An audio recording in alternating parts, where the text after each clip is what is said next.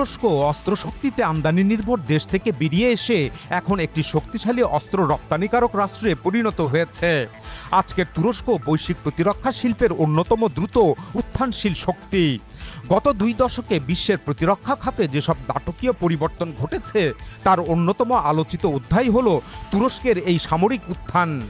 একসময় যে দেশটি অস্ত্রের জন্য পশ্চিমা দেশগুলোর উপর ব্যাপকভাবে নির্ভরশীল ছিল, আজ সেই তুরস্ক নিজস্ব প্রযুক্তিতে যুদ্ধবিমান, ড্রোন, যুদ্ধজাহাজ, ক্ষেপণাস্ত্র, ট্যাঙ্ক ও আকাশ প্রতিরক্ষা ব্যবস্থা তৈরি করছে এবং বিশ্বের বিভিন্ন দেশে রপ্তানি করছে। 2025 সালে তুরস্কের প্রতিরক্ষা ও মহাকাশ খাতে রপ্তানি $10 বিলিয়ন অতিক্রম করে নতুন রেকর্ড গড়েছে। দেশটির কর্মকর্তারা এখন 2026 সালের জন্য এই রপ্তানি $11 বিলিয়ন উন্নীত করার লক্ষ্য নির্ধারণ করেছেন।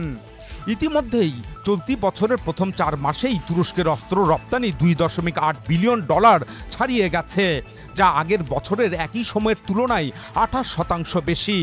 এই ধারা অব্যাহত থাকলে 2026 সালের শেষে তুরস্ক আরও বড় রপ্তানি রেকর্ড গড়তে পারে বলে ধারণা করা হচ্ছে। তুরস্কের প্রতিরক্ষা শিল্পের এই উত্থানের সূচনা মূলত প্রেসিডেন্ট এরদোগানের হাত ধরেই। 2003 সালে ক্ষমতায় আসার পর তার নেতৃত্বে তুরস্কের প্রতিরক্ষা শিল্প নতুন গতি পায়, যা পরবর্তীতে রূপ নেয় এক পূর্ণাঙ্গ প্রতিরক্ষা বিপ্লবে। দীর্ঘদিন ধরে তুরস্ক মার্কিন যুক্তরাষ্ট্র ও ইউরোপীয় দেশগুলোর অস্ত্রের উপর নির্ভরশীল ছিল, কিন্তু পশ্চিমা নিষেধাজ্ঞা, অস্ত্র সরবরাহে বিলম্ব এবং রাজনৈতিক চাপ আঙ্কারাকে বিকল্প পথ খুঁজতে বাধ্য করে। বিশেষ করে রাশিয়ার S-400 আকাশ প্রতিরক্ষা ব্যবস্থা নিয়ে ন্যাটো মিত্রদের সঙ্গে মতবিরোধ এবং সিরিয়া সংকটের সময় পশ্চিমাদের সীমিত সহযোগিতা তুরস্ককে নিজস্ব প্রতিরক্ষা শিল্প গড়তে আরও দৃঢ় প্রতিজ্ঞ করে তোলে। এরপর এরদোগানের নেতৃত্বে তুরস্ক প্রতিরক্ষা গবেষণা, সামরিক প্রযুক্তি, স্থানীয় উৎপাদন এবং বেসরকারি প্রতিরক্ষা কোম্পানিগুলোতে ব্যাপক বিনিয়োগ শুরু করে। এর ফলস্বরূপ দেশটির সমরসজ্জায় বিদেশি নির্ভরতা প্রায় 80% থেকে নাটকীয়ভাবে কমে আসে। এখন তুরস্ক নিজস্ব প্রযুক্তিতে স্থল, নৌ ও আকাশ প্রতিরক্ষা প্ল্যাটফর্ম তৈরি করতে সক্ষম। অস্ত্র শক্তিতে তুরস্কের উত্থানের প্রধান চালিকা শক্তি তাদের ড্রোন বিপ্লব। তুরস্কের প্রতিরক্ষা শিল্পের সবচেয়ে বড় সাফল্য এসেছে ড্রোন প্রযুক্তিতে। বিশেষ করে বাইরাক্তার TB2 ড্রোন বিশ্বজুড়ে ব্যাপক পরিচিতি লাভ পায়। সিরিয়া, লিবিয়া, নাগর্নো কারাবাখ এবং ইউক্রেন যুদ্ধে এই ড্রোনের কার্যকারিতা আন্তর্জাতিকভাবে ব্যাপক আলোচনার জন্ম দেয়। বর্তমানে তুরস্কের TB সিরিজের ড্রোন বহু দেশে রপ্তানি হচ্ছে। আফ্রিকা, মধ্যপ্রাচ্য, মধ্য এশিয়া, ইউরোপ এবং দক্ষিণ এশিয়ার বিভিন্ন দেশ তুর্কি ড্রোন কিনছে। ড্রোনের পাশাপাশি তুরস্কের মানববিহীন যুদ্ধবিমান কিজিল এলমা এবং আঙ্কা সিরিজও আন্তর্জাতিক আগ্রহের কেন্দ্রে উঠে এসেছে। 2025 সালে তুরস্ক শুধু ড্রোন থেকেই প্রায় $2 বিলিয়ন বেশি রপ্তানি আয় করেছে। তুরস্ক যুদ্ধজাহাজ, ক্ষেপণাস্ত্র ও স্থলাস্ত্রেও দ্রুত অগ্রগতি অর্জন করেছে। দেশটি এখন শুধু ড্রোন নয়, যুদ্ধজাহাজ নির্মাণেও একটি গুরুত্বপূর্ণ শক্তিতে পরিণত হচ্ছে। বর্তমানে তুরস্কের 40টিরও বেশি যুদ্ধজাহাজ নির্মাণাধীন রয়েছে। পাকিস্তান সহ বিভিন্ন দেশে তারা ফ্রিগেট ও অন্যান্য নৌযান রপ্তানি করছে। বিশ্বের বৃহত্তম ড্রোনবাহী রণতরীগুলোর একটি TCG আনাদোলু ইতিমধ্যেই সমুদ্রে মোতায়েন হয়েছে। এছাড়া মুগেম নামে নতুন বিমানবাহী রণতরী নির্মাণ প্রকল্পও চলছে, যা 2028 সালের মধ্যে প্রস্তুত হতে পারে বলে আশা করা হচ্ছে। এদিকে স্থল প্রতিরক্ষা খাতেও তুরস্ক দ্রুত এগিয়ে যাচ্ছে। তুর্কি আলতাই ট্যাঙ্ক, বিভিন্ন ধরনের সাজোয়া যান এবং অ্যাটাক 129 হেলিকপ্টার বিদেশে রপ্তানি হচ্ছে। একই সঙ্গে দেশটি রকেট, স্মার্ট গোলাবারুদ ও ক্ষেপণাস্ত্র রপ্তানিতেও উল্লেখযোগ্য অবস্থানে পৌঁছেছে। 2025 সালে তুরস্ক প্রায় $3.7 বিলিয়ন রকেট, ক্ষেপণাস্ত্র ও স্মার্ট মিউনিশন রপ্তানি করেছে। তুরস্কের আরেকটি বড় সামরিক অহংকার হতে চলেছে পঞ্চম প্রজন্মের যুদ্ধবিমান কান। তুরস্ক এখন নিজস্ব প্রযুক্তিতে এই অত্যাধুনিক যুদ্ধবিমান তৈরির কাজ দ্রুত এগিয়ে নিচ্ছে। দেশটি 2018 সালের মধ্যেই এই যুদ্ধবিমানকে সক্রিয়ভাবে তাদের সামরিক বাহিনীতে যুক্ত করার লক্ষ্য নির্ধারণ করেছে। যদি প্রকল্পটি সফলভাবে বাস্তবায়িত হয় তাহলে তুরস্ক বিশ্বের সেই অল্প কয়েকটি দেশের কাতারে যোগ দিবে যারা নিজস্বভাবে পঞ্চম প্রজন্মের যুদ্ধবিমান তৈরি করতে সক্ষম। এছাড়া তুরস্কের হুডজেট যুদ্ধ প্রশিক্ষণ বিমান ও হালকা যুদ্ধ বিমান স্পেনে রপ্তানি হওয়ায় দেশটি বিমান শিল্পের জন্য বড় কূটনৈতিক ও প্রযুক্তিগত সাফল্য হিসাবে দেখা হচ্ছে।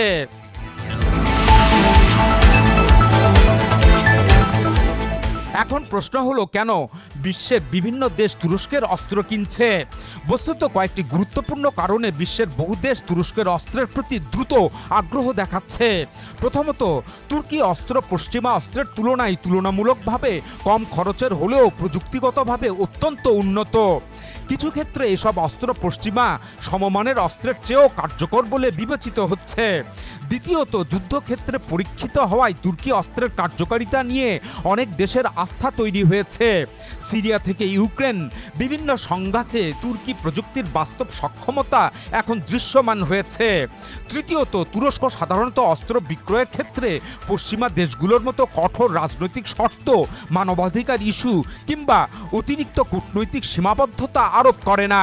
চতুর্থত, তুরস্ক শুধু অস্ত্র বিক্রি করেই থেমে থাকছে না, বরং ক্রেতা দেশগুলোর সঙ্গে যৌথ উৎপাদন, প্রযুক্তি হস্তান্তর এবং সামরিক প্রশিক্ষণ সহযোগিতাও বাড়াচ্ছে।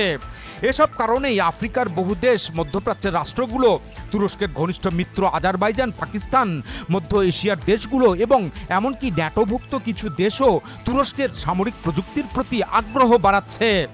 বর্তমানে তুরস্ক বিশ্বের শীর্ষ অস্ত্র রপ্তানিকারক দেশগুলোর তালিকায় উঠে এসেছে। বিভিন্ন আন্তর্জাতিক বিশ্লেষণ অনুযায়ী তুরস্ক ইতিমধ্যেই বিশ্বের শীর্ষ 15 থেকে 20টি অস্ত্র রপ্তানিকারক দেশের মধ্যে অবস্থান করছে। এখন আঙ্কারার লক্ষ্য বিশ্বের 10টি অস্ত্র রপ্তানিকারকদের তালিকায় প্রবেশ করা। তুরস্কের প্রতিরক্ষা শিল্পে বর্তমানে 3500-রও বেশি কোম্পানি কাজ করছে এবং এই খাতে প্রায় 1 লাখ দক্ষ জনশক্তি নিয়োজিত রয়েছে। দেশটির প্রতিরক্ষা খাতে বর্তমানে $100 বিলিয়ন প্রকল্প ব্যাকলগ রয়েছে। সব মিলিয়ে তুরস্ক এখন শুধু আঞ্চলিক সামরিক শক্তি নয়, বরং বৈশ্বিক প্রতিরক্ষা শিল্পের এক উদীয়মান পরাশক্তিতে পরিণত হচ্ছে। গত 2 মাসে দেশটির প্রতিরক্ষা শিল্প যে গতিতে এগিয়েছে তা অব্যাহত থাকলে আগামী দশকে তুরস্ক বিশ্বের অন্যতম প্রধান অস্ত্র রপ্তানিকারক রাষ্ট্রে পরিণত হতে পারে।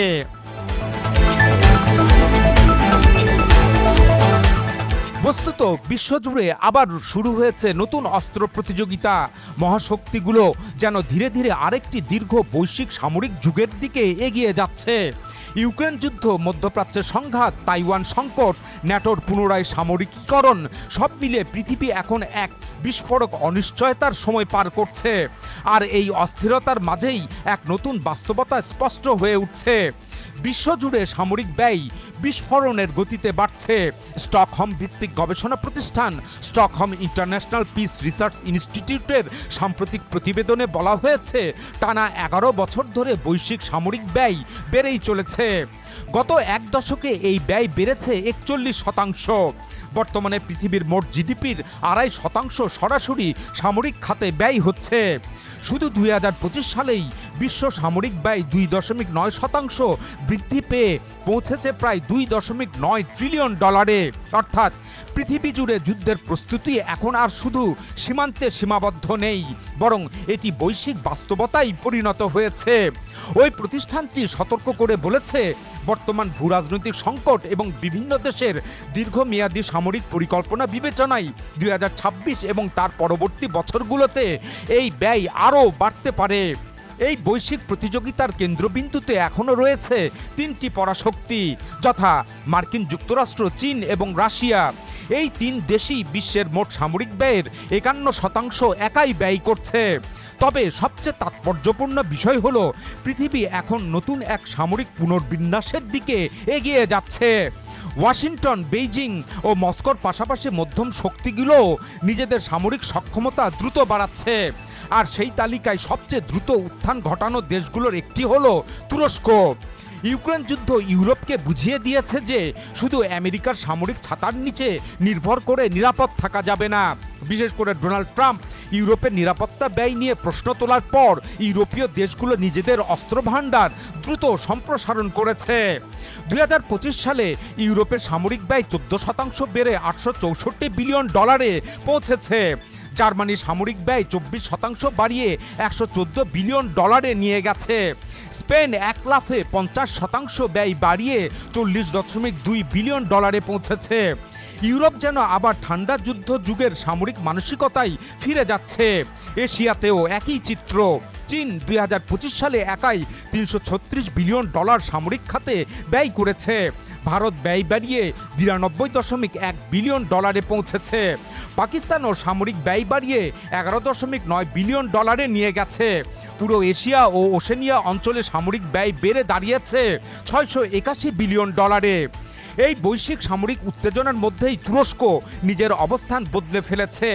একসময় যারা পশ্চিমা অস্ত্রের অনুমতির জন্য অপেক্ষা করত, আজ তারাই নিজস্ব প্রযুক্তিতে যুদ্ধ ড্রোন, ক্ষেপণাস্ত্র, যুদ্ধজাহাজ এবং আকাশ প্রতিরক্ষা ব্যবস্থা তৈরি করে বিশ্বের বিভিন্ন দেশে রপ্তানি করছে। 2025 সালে তুরস্কের সামরিক ব্যয় 7.2% বৃদ্ধি পেয়ে $30 বিলিয়ন পৌঁছেছে। এর মাধ্যমে দেশটি 18তম বৃহত্তম সামরিক ব্যয়কারী রাষ্ট্রে পরিণত হয়েছে। গত এক দশকে তুরস্কের সামরিক ব্যয় বেড়েছে 94%। কিন্তু এখানে সবচেয়ে গুরুত্বপূর্ণ বিষয় হলো তুরস্কের এই ব্যয় শুধু অস্ত্র কেনার জন্য নয়, বরং নিজস্ব সামরিক শিল্প সাম্রাজ্য গড়ে তোলার জন্য। ওই গবেষণা প্রতিষ্ঠানটি বলছে তুরস্ক তার অভ্যন্তরীণ প্রতিরক্ষা শিল্প ধারাবাহিকভাবে বিপুল বিনিয়োগ করছে। তুর্কি প্রতিরক্ষা শিল্পকে সহায়তা দেওয়ার বিশেষ তহবিলের বরাদ্দ এক বছরে 25% বৃদ্ধি পেয়েছে। 2025 সালে এই তহবিল একাই দেশটির মোট সামরিক ব্যয়ের 22% দখল করেছে। অর্থাৎ আঙ্কারা এখন শুধু যুদ্ধের প্রস্তুতি নিচ্ছে না, বরং ভবিষ্যতের বৈশ্বিক অস্ত্র বাজারও দখল করতে চাইছে। এই মুহূর্তে যুক্তরাষ্ট্র যখন $1 ট্রিলিয়ন সামরিক বাজেট প্রস্তুত করছে, চীন নৌবাহিনী সম্প্রসারণ করছে, রাশিয়া যুদ্ধক্ষেত্রে সামরিক উৎপাদন বাড়াচ্ছে, ঠিক তখনই তুরস্ক বৈশ্বিক প্রতিরক্ষা শিল্পের বড় খেলোয়াড় হয়ে ওঠার পথে দ্রুত এগিয়ে যাচ্ছে। আর এখানেই তুরস্কের উত্থানের সবচেয়ে নাটকীয় দিকটি লুকিয়ে আছে। কারণ তুরস্ক আর শুধু অস্ত্রের ক্রেতা নয়, তারা এখন অস্ত্র বিক্রেতা, প্রযুক্তি নির্মাতা এবং নতুন সামরিক প্রতীক হিসাবেও আবির্ভূত হচ্ছে। আফ্রিকার মরুভূমি থেকে ইউরোপের যুদ্ধক্ষেত্র, তুর্কি ড্রোন এখন বিশ্বের নানা অঞ্চলে সক্রিয়। তুরস্কের ক্ষেপণাস্ত্র, যুদ্ধজাহাজ এবং প্রতিরক্ষা প্রযুক্তি একের পর এক বিদেশি বাজারে প্রবেশ করছে। সব মিলিয়ে বিশ্ব যখন নতুন সামরিক যুগে প্রবেশ করছে, তখন তুরস্ক স্পষ্ট বার্তা দিচ্ছে যে তারা আর শুধু আঞ্চলিক শক্তি হয়ে থাকতে চায় না, তারা বৈশ্বিক প্রতিরক্ষা শক্তির কাতারে নিজেদের স্থায়ী আসন নিশ্চিত করতে চায়।